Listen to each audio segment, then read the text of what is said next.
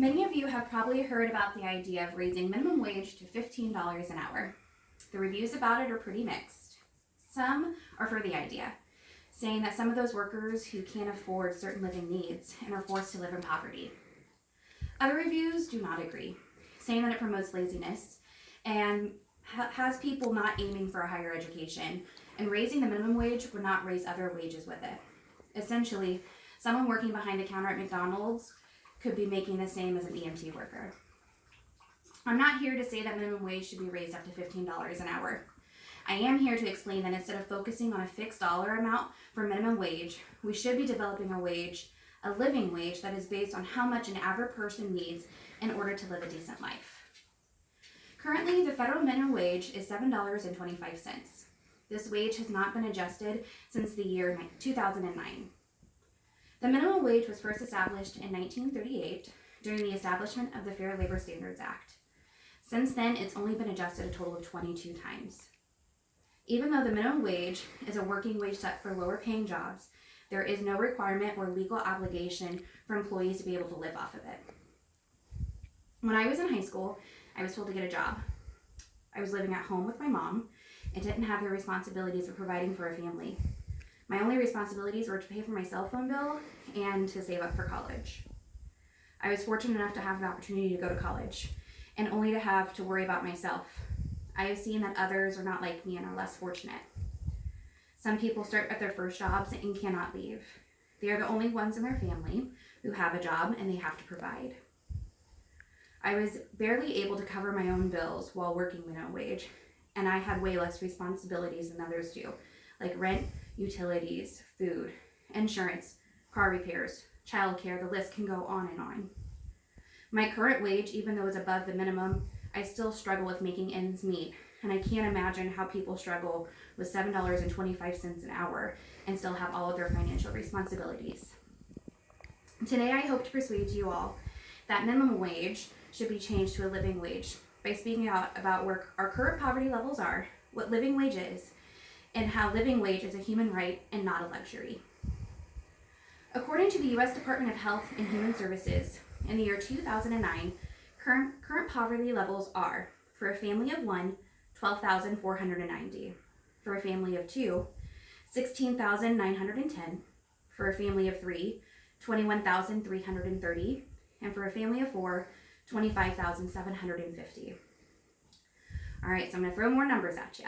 Let's say a person, family of one, makes $7.25 an hour, hopefully working 40 hours a week. That's an annual income of $14,500 before taxes, if applicable.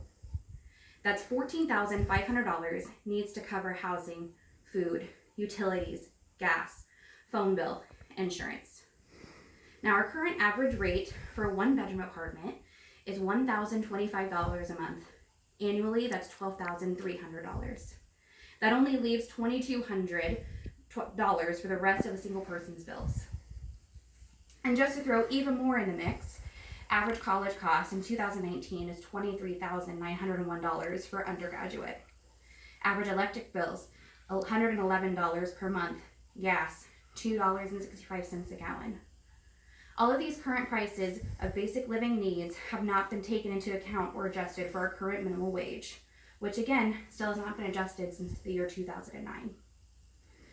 So now that we know some of our current living costs and our current poverty lines, let's talk about what exactly living wage is and what it is compared to minimum wage. Living wage, unlike the minimum wage, is a theoretical idea that a wage should be based on necessities like food, shelter, clothing, and other small things that satisfy a person's basic living needs. Back in the year 1933, President Roosevelt spoke about a living wage, and according to the Business and Society Review, he spoke in his inaugural speech that people should not starve in the U.S., but rather be able to live above the bare minimum and be able to live a decent life. So based off of Roosevelt's ideas, living wage not only helps with the physical cost of necessities, but also helps motivate workers to work harder, which in turn improves quality of life. This wage also wouldn't necessarily be the same amount throughout the country. Each state would have their own living averages, which would influence their own living wages. For example, Hawaii food costs more than the food in Kansas, and that would be adjusted in the living wage. The same goes for rent. Rent in California would obviously be higher than the rent in Texas, which would again be considered a part of the living wage. Another added bonus to living wage is that it gives the states the power to raise and lower their living wages according to their economy, which would improve the efficiency of the economy in those states as well. So we know where our poverty line is, and we know what living wage is. Now let's explain why living wage is a human right and not a luxury. As President Roosevelt once said, no one should have to go hungry in the U.S., especially if you are working in our country. A person who works 40 hours a week on minimum wage cannot afford housing, rent, food, clothing, and other necessities for a good quality of life. Why are these basic needs not considered human rights? Recently, there's been a lot of talk about guns and gun control in our country. Those opposed to stronger gun control say that by law, owning a gun is a human right. I'm not here to take away your right to owning a gun, but I am here to ask, why is owning a gun considered more of a human right compared to having food on the table to feed our families? How is owning a gun or having the accessibility of having a gun be more important and have more rights than everyone being able to afford a meal? With these questions in mind, I hope I persuaded you that minimum wage should be changed to a living wage. And by speaking about our poverty levels, what living wage is, and why living wage is a human right and not a luxury. Looking at the numbers, no matter your stance on minimum wage, our current economy is too inflated for our unchanged minimum wage salary.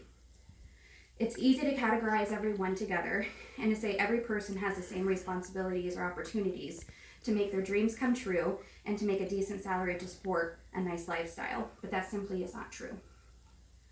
For some, these minimum wage paying jobs are all that some people can get. If we change the minimum wage to a living wage, those who can do more still have the opportunity and chance to be able to live a decent life. If you believe that being able to afford a meal is a human right, then you believe in establishing a living wage.